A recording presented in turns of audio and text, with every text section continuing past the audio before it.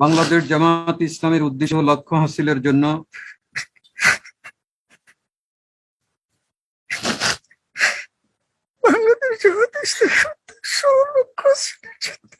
জামাতের আমানত সমূহের পূর্ণ হেফাজত ও রক্ষণাবেক্ষণ করিব। আল্লাহ জামাতের আমানত সমূহের পূর্ণ হেফাজত ও রক্ষণাবেক্ষণ করিব। জামাতের আমানত সমূহের পূর্ণ হেফাজত ও রক্ষণাবেক্ষণ করিব। পূর্ণ হেফাজত ও রক্ষণাবেক্ষণ করিব। এই সকল সিদ্ধান্তের জামাতের সকল সিদ্ধান্তের সঠিক বাস্তবায়ন ও তদারক করিব।